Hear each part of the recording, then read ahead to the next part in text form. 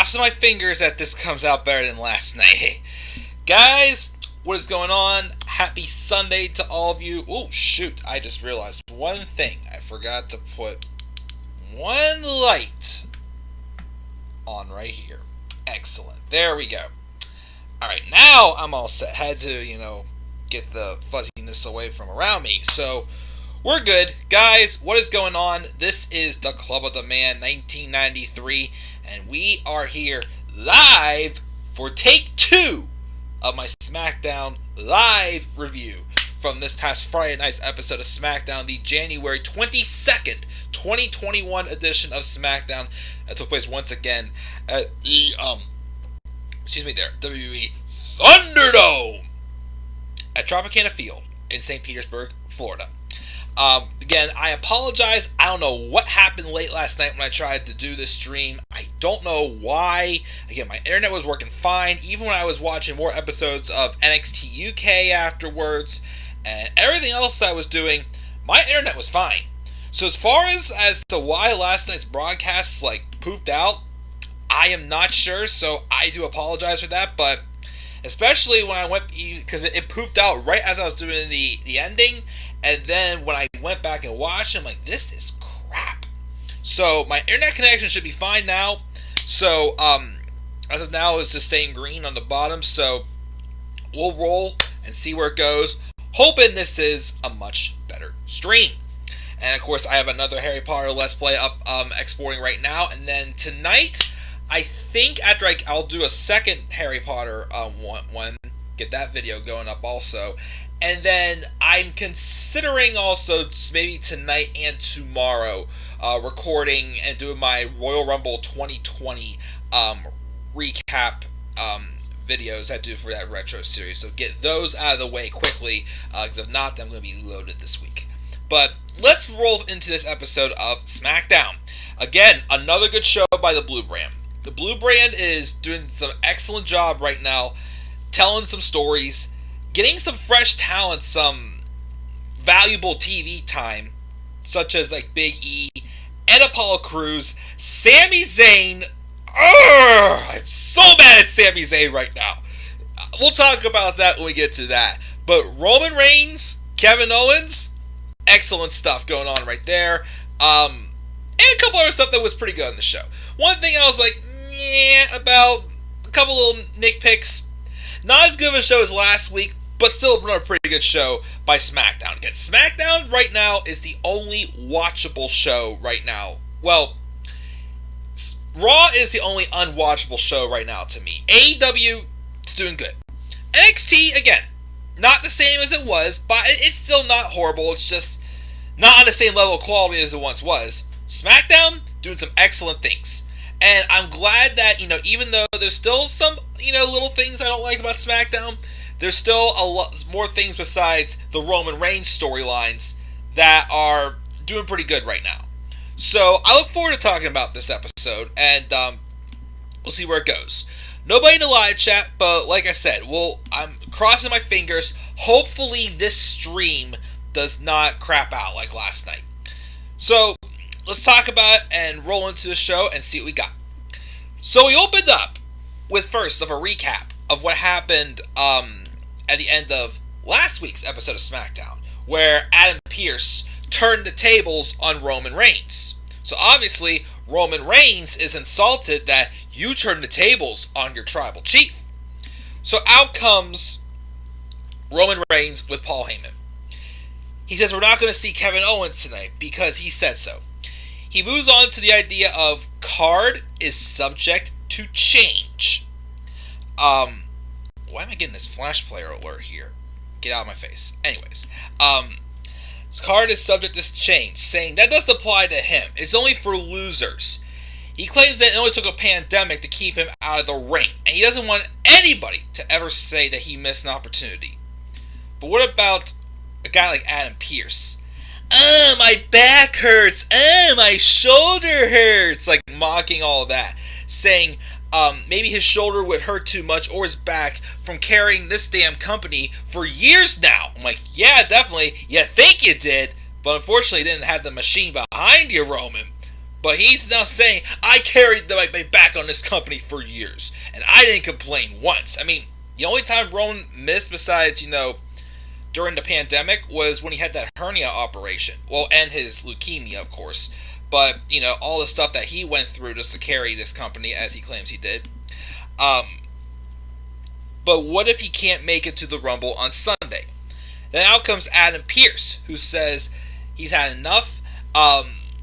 Time has gone too long, and it's spiraling out of control. Roman discussed at the idea of Pearce talking about control, and what's out of control is that he would go against him and try to put KO back in the main event. He's not even doing a favor, he's just Kevin Owens' bitch, and that means he must be Roman's bitch as well. What he really can't stand, though, is the fact that he sit here and talk about how much his body hurts when he stands next to the thoroughbred of WWE who does it almost every day without a complaint. No wonder, though, how Adams never made it to the WWE. And Heyman laughs, and Pearce says, I can take this from Roman, but I sure as hell am going to take it from Paul Heyman. So Reigns points out that he's disrespecting Heyman, which means he's disrespecting Roman. And Heyman needs to straighten him out. So Heyman reads Adam the proverbial riot act, asking if he has any idea what it's like to hang out with the Anoa'i family. He accuses Pearce of thinking he's impotent as a man.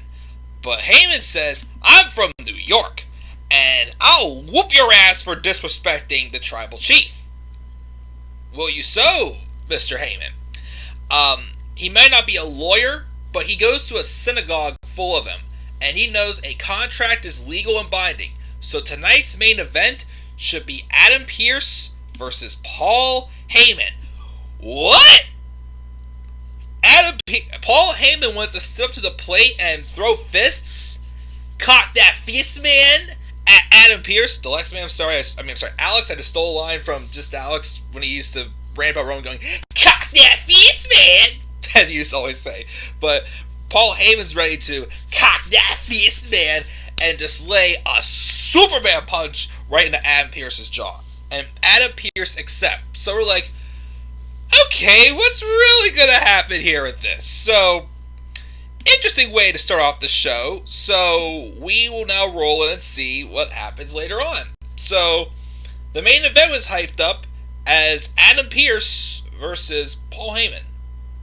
Okay, we'll see where this goes. So, we have that.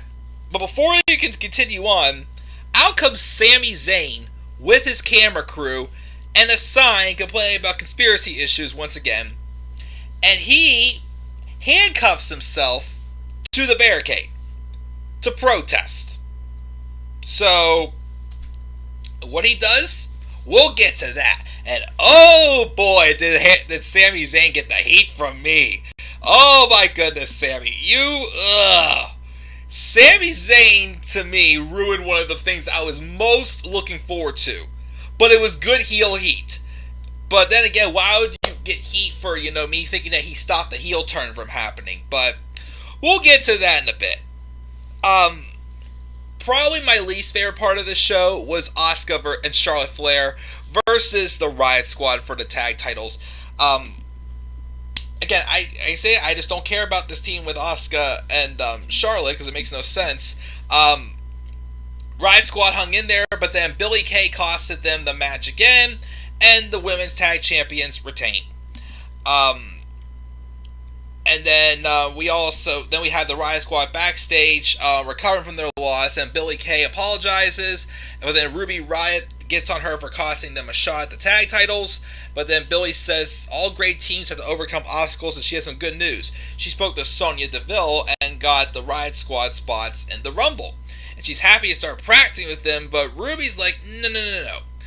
There is no us. And the squad was better when it was just the two of them. Just Liv and Ruby. Which, of course, hurts Billie Kay's feelings, who's still just giving everybody her resume, trying to become part of something.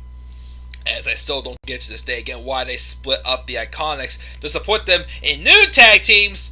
And Peyton Royce is not getting a push. Is it because Peyton Royce dyed her hair purple? She didn't stick with the blonde hair. Oh, look at that Peyton Royce. How come I never noticed her before? Oh man, why aren't we pushing her?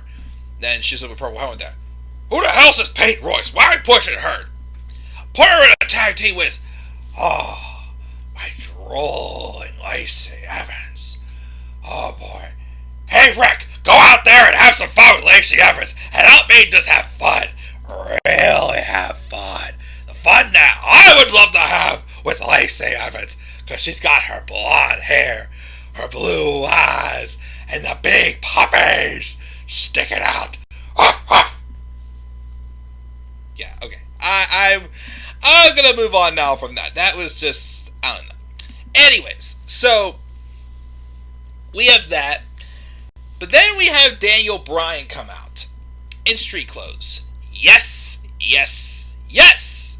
Still my favorite right now to win the Royal Rumble match, because the story they are telling, the simple story, as Bryan, of course, would remind us once again on the microphone, how, even though just saying the words the Rumble, though, sends chills down his spine. The uncertainty of what number you're going to draw, watching the countdown timer tick, waiting for the buzzer to hit, and run down. The exhilaration of competing against 29 other superstars in a match that could go over an hour, and it's every man for himself. It's one of the most difficult things you can do in WWE, and it makes him feel alive. Of course, as he's mentioned again, he's never won a Royal Rumble match, but he also doesn't think he's ever won a Battle Royale. So, again, constantly planted that story is just easily making Daniel Bryan, again, one of the favorites to win the Royal Rumble match. They want him to win and go on to face Roman Reigns at WrestleMania. He doesn't have to win by just what, well, the main event, the WrestleMania match, but I want to see him face Roman Reigns. This is the proper dynamics needed. But speaking of, giving someone, nice, simple storyline going into the Rumble that makes me like, oh yes, let's do this. Here comes another person that they're already teasing as a favorite for the Rumble match, which I like. Cesaro. Cesaro comes out, and remember, him and Daniel Bryan had an excellent match last week. Again, dream match between those two still are an Iron Man match. Heck, I have an idea. I have a great idea right now. Fastlane, or even Chamber,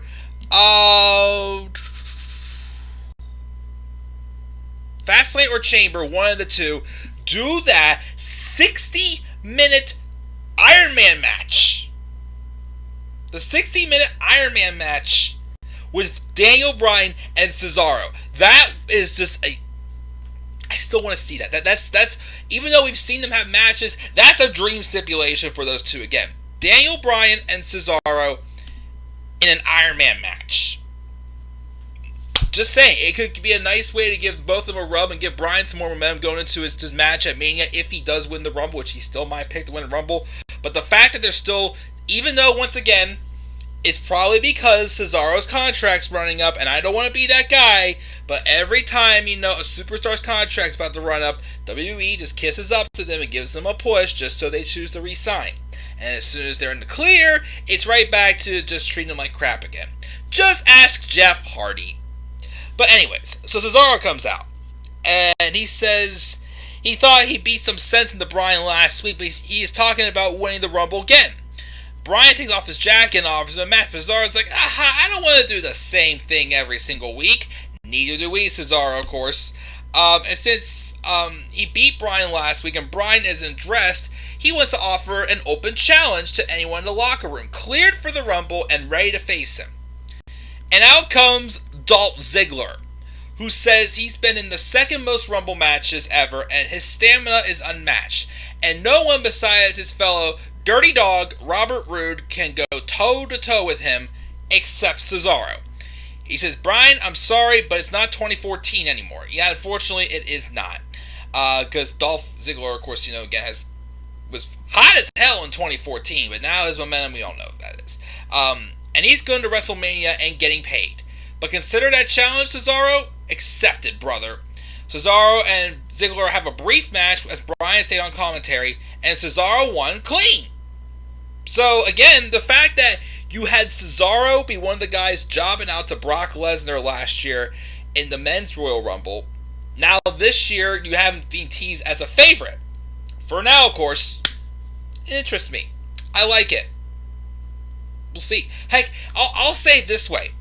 If Apollo Crews does not take the IC title off of Big E anytime soon, how about a feud with Big E and Cesaro for your Intercontinental Championship at WrestleMania? Although I did hear a rumor the other day they may do Big E and John Cena at WrestleMania, since the IC title is the only title that Cena's never won. So they could still do Big E and Cesaro. Cesaro getting a nice singles match at WrestleMania. I mean, he's been in, tag matches? I mean, I'm trying to think. I don't think he was at 29. It was his first WrestleMania. And then 30, he won the Andre the Giant. 31, did he have 31? I don't think he did. I don't think so. Probably Andre the Giant, maybe, who knows. 32, he was hurt. 33, he was in a tag match. 34, tag match. 35, tag match. 36, anything? Sami Zayn's corner, I think it was. Yeah, that was it. Yeah, how about a singles match? I mean, we could have Cesaro and Big E.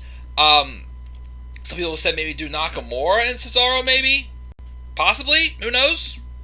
I don't know. Give him something. But of course, like I said, again, I don't want to be that guy, but it's most likely that they're doing this just so Cesaro re-signs this year. So, we'll see. But that happens with there. Cesaro wins clean again, leading into the Royal Rumble. And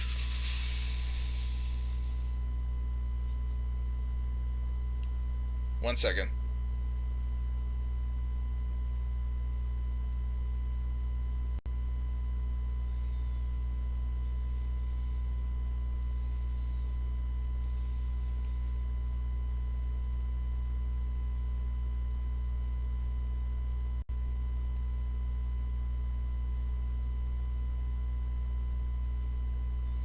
Anyways, sorry. So, next match is an intergender match with Sasha Banks and Reginald, the associate to Carmella right now. Pretty good intergender match. They had some good spots in there. Reginald definitely has some good maneuvers, but obviously this is going to continue the feud with Sasha Banks and Carmella. Sasha Banks does beat Reginald with the bank statement. Here's my gripe about this, though. We couldn't continue Sasha Banks and Bayley, which had miles and miles of long-term storytelling to it. Yeah, it only lasts a month or two? But we're getting a second match from Sasha Banks and Carmella at the Rumble, I believe it is. I mean, credit where credit is due. Again, they had a pretty solid match at TLC last month. That was a good match. I'll give them credit. But a second match? Then again, who else there really is to work with Sasha right now? Because, I mean, I'm still hoping they're going to be saving Sasha and Bianca for WrestleMania. I mean, if they did Sasha and Bayley again at WrestleMania, fine, because I know they can do a good match, but the story's not there anymore. So, you can end Sasha and Bayley like that when there was mileage left, yet Sasha and Carmella continuing for another match? Yeah, I don't know about that. But it's whatever. It was a good intergender match. I'll give them that credit. Afterwards, Carmella gets in the ring and squares up with Sasha. Heyman was talking with Roman backstage, pleased with himself for doing the big dog's bidding. But Roman's like, no, Paul, you don't get it. I gave you the mic to tear Pierce up verbally, which will you do best. You don't challenge him to a match, but since you did, you better go out there, represent him like a man, and handle his business. So, obviously, Heyman's getting punished because he did things Heyman's way and not Roman's way. Ruh-roh, you're probably gonna get it, Heyman, if you don't, pull off what you're supposed to be doing right now. And then we get this match. Big E and Apollo Crews for the Intercontinental Championship. I was pumped. This I was dying to see because I thought after over a year, last year especially, in the summer with the Hurt Business, Apollo Crews has been due for a long time to turn heel. And do you ever have those moments where you feel like you're so close to something you've been craving for a long time that you can almost taste it? That's how I felt with this match. I'm like, oh, here it comes. Here it comes. They're going to put on a really solid match, which they did, but that heel turn's coming tonight. Like, it's coming. It's coming. I am smelling it. I am seizing it. I'm trying my best to almost just literally devour it, and I'm going to taste it. But then what happens? Well, reality slaps you back in the face. It ain't happening yet, boys, because Sami Zayn, who was sitting out at ringside still handcuffed, takes the key, takes the cuff off, and just when Apollo Crews is about to get a victory, Sami Zayn runs in there and gives him a haluva kick to the head, causing a DQ. And I'm like, no! It's like it was right there. It was right there. Like, you had a perfect opportunity again to do it, yet you didn't. You had Sami Zayn ruin it. That heel turn from Apollo Crews, I'm dying to see it. He's just like this close from having that one thing that could definitely just really put him onto a different level that we've been waiting to see Apollo Crews have for how long, and then Sami Zayn had to ruin it. Sami Zayn goes in there, does a haluva kick to Apollo Crews, and then he drops Big E with an Apollo Crews kick, with a haluva kick as well. So, triple threat match, I'm guessing, at the Rumble, maybe? You're at the Rumble or on an upcoming SmackDown? I don't know. We'll see. But dang it!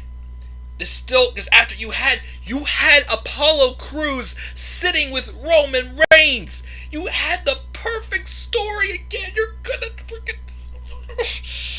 The Hurt Business was even more perfect than you... Okay, at least with the Hurt Business, they gave it to somebody else. Cedric Alexander. And he's making it work. But Apollo Crews... Oh, gosh. Oh, man. He's still showing life. It's gonna happen, Mike. It's gonna happen, Mike. Apollo Crews is gonna show up, and he will turn heel. I'm hoping it happens. I'm hoping it. Crossing my fingers. But until then, we wait.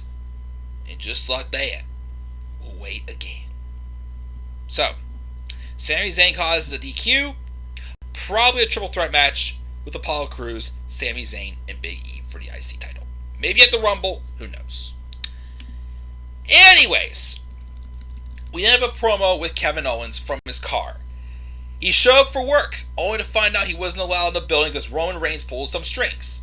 But that's fine, because at the Rumble, there's no more pulling strings, and they're going to settle things once and for all. He can't stay away. He can't stop fighting, because Roman Reigns has yet to beat him like a real champ. He shows his fist tattoo with his grandfather's initials on them and says they always had his back all the way. His biggest fans. Nothing made them happier than seeing him in the ring. And his biggest regret will always be that he didn't make it in time to WWE for either of them to see him on the big stage. The mark they left will always be there. He saw them battle illnesses and refused to quit because of that. He was lucky enough to have many great years with them. So how can he stop fighting? He's going to be the last man standing at the Rumble. Obviously, it's shown what family is really all about and not how Roman Reigns treats his own family and whatnot. So we got that promo from Owens from his car. And then we have the Street Profits backstage carrying a fruit basket where they run into Sonya Deville, who was chatting with Dolph Ziggler. As Dolph leaves, they go to give Sonya the fruit basket, as congratulating her for a new job. But they also want to talk about their rematch for the tag titles. And Sonya agrees they deserve a rematch. But Montez Ford isn't healed up all the way yet. So for now, She wants them to chill out, play hype men, while some new teams get opportunities. They hesitate, but they agree, and Ford thanks him for concern, but obviously they're not happy about that. Here's my one question, though. Sonya, I must ask you. What other tag teams are there? Seriously. Giving new teams a chance. Okay, I like that idea. Where are your teams, though? What teams are they? What other tag teams are you saying are deserving of opportunities? I'm not too sure about that. So this might be a typical, Sonya remaining heel, playing favorites, of course, protecting, her old buddy Dolph Ziggler. So of course, they have history from last year when they were doing that stuff with Mandy and Otis. But like I said, what other tag teams are there? I mean, the Usos, again, I would still love to see. I mean, even though I'm interested to see what happens with Ziggler and Rude now, they have a little bit more of a gimmick, the Dirty Dogs, as they're calling them. I still, at WrestleMania, would love to see the Street Profits versus the Usos. I still think that would be an excellent tag team match at WrestleMania. So, we'll see how it gets back from there, but I'm still questioning Sonya. What is this whole other teams stuff, if you know what I mean? Anyways, from that, we then get the Ultimate Athlete obstacle course from Bayley versus Bianca Belair. Bayley goes first. She struggles to flip the tire, and then she gets her way down to the little mini hurdles. Does those pretty well. She then gets to the climbing walls, but she then, instead of trying to jump those, she just loops around them. And then she gets to Alpha Academy's Chad Gable, and she has to carry him in a fireman's press from one line to the next. Gets across there, dribble, goes for a layup, misses the layup, up again, and it's in minute 12. Bayley, sets the bar for Bianca Belair. Because she doesn't just set the bar, she is the bar! Just kidding. Yeah, I just thought of back when I was in middle school. My one friend told me, this is how you play basketball, Mikey. All you take the ball and go dribble, swoosh, just throws the balls up in the air. Of course, not the quite the way, but So before Bianca starts, Bayley wants to EST up the course. So there's some higher hurdles that she puts in there, basically. It says go, and Bianca just shows her up. She flips the tire like it's nothing, gets to those higher hurdles, breezes through them like a piece of cake, climbs those walls like they're nothing, and then when she gets to Chad Gable, he brings out an even bigger challenge. Oh yeah! Bianca Belair is going to carry Otis in the fireman's carry. And she successfully does that.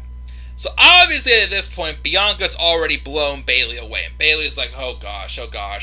And Bianca picks the ball and is like, come at me, play some defense on me. And then she just breezes right past Bayley. Alley-oop, gets that layup in, and Bianca wins the Ultimate Athlete obstacle course. Which pisses off Bayley as she grabs the ball, chucks it into Bianca's gut, and just beats her down, including throwing her shoulder first into the basketball hoop post. So we figure it's going to come. Bianca's going to show up Bayley in that obstacle course, and she did. So, yay. Moving along then, we have Dominic and Rey Mysterio hanging out. Rey is willing to let Dominic do things his way tonight, but if it goes bad, then Rey's in charge for round 2. Continuing the show. Now, okay, the match was Dominic Mysterio versus Baron Corbin, which weren't they supposed to have... Well, okay. Rey said last week he knew the right man to take care of Baron Corbin. But obviously, maybe I guess behind the scenes, Dominic must have said, no, Dad, I'm taking care of business tonight. I'm doing things my way. Dominic, obviously, there's some tension with the Mysterio family between father and son.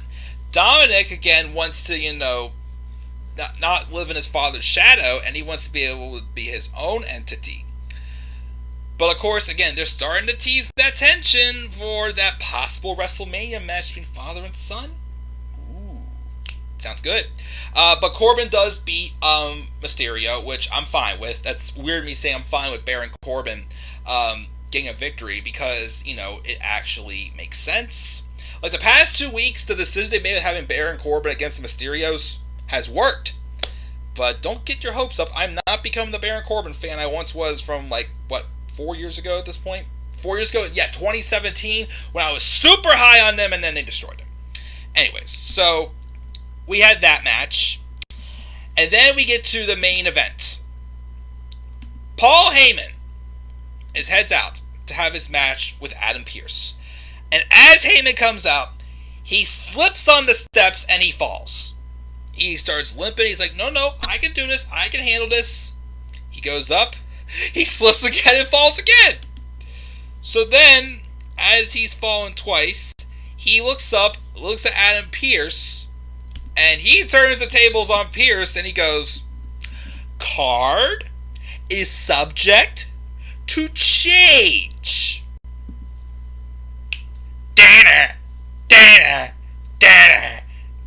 Here comes the Tribal Chief to replace Paul Heyman in this match because card is subject to change. So Roman Reigns and Paul Heyman turn the tables back on Adam Pearce for the reverse psychology. And Roman Reigns, he goes to whoop some ass on Adam Pearce. And as they're brawling, and then Roman throws Pearce on top of the LED boards, and it looks like he's going to throw him off just like he did to Kevin Owens.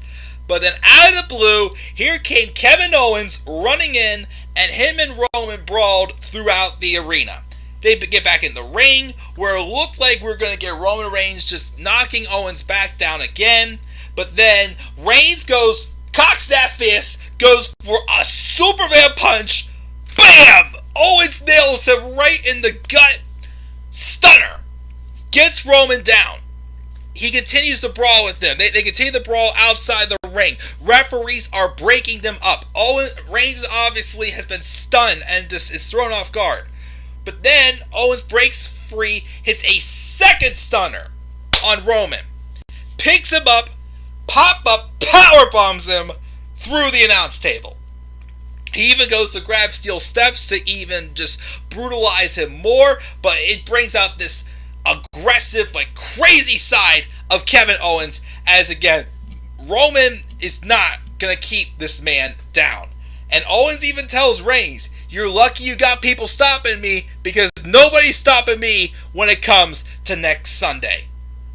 Ooh, like I said a couple weeks ago, when it was obvious they were going to continue with Roman Reigns and Kevin Owens to the Royal Rumble. And again, another match is fine with me. Again, these two, when booked right, again, as I said back from their feud from the end of 2016 into early 2017, the thing that was missing, the thing that was missing from the original feud was one, besides the fact that they overdid that match. How many times in 2016, Roman Reigns, Kevin Owens, Chris Jericho, and Seth Rollins overdid that? How much on Raw back in 2016? The thing I kept saying that was missing from making their matches even better than they were, though, was the fact that Kevin Owens was being booked like a coward. Now, when both of them aren't being booked like cowards, man, are they excellent. These two have just excellent chemistry. And the thing I was worried about, though, was the booking for the remainder of this feud is going to be the same thing. Roman Reigns just beating down on Kevin Owens every single week. But, of course, you had to turn the tables on Roman last week, and now Owens gets comeuppance on Reigns this week and knocks him down. Oh my gosh, you're knocking down a man you haven't been able to keep down in ages. Excellent storytelling. Is Owens going to win? I still doubt it. But, like I said, what I just love about Roman Reigns, and yes, This kind of goes against a little bit of what I am saying, because when I did my little, scheme about, the whole thing about AEW Dark and AEW Dynamite not meshing together, and how, you can't always have competitive matches. Like, one week they're having a competitive match, and next week, they're being jobbers. Roman Reigns is making everyone he's feuding with look excellent, and he's making it look like that any of them, even though he comes out on top, he's showing that any of these guys could have beaten him. But he had to pull something else out of his sleeve to beat them. That's what happened with Jey Uso. That's what happened with Drew McIntyre. And that's what's going to be happening with Kevin Owens. Roman Reigns, again, I keep saying, is doing the best work in his career. And I continue to say, what the hell, WWE, took you so long to turn him heel? Because look what it has done for him. He is the best thing on this show. He's probably the best thing in the company. He's one of the best things in the wrestling business right now. It's awesome. And I am pumped for that last man standing match at the Royal Rumble. And that's going to do it, guys. Again, looks like we got through pretty well this time. I don't know what happened with the stream last night, but we got through this time well. I'm giving, I almost said Rumble, not Rumble yet, but I'm giving SmackDown this week a B. That show is getting me pumped for the Royal Rumble. Raw, who cares? They're not even getting me anywhere close to being pumped for the Rumble. But this, oh yes.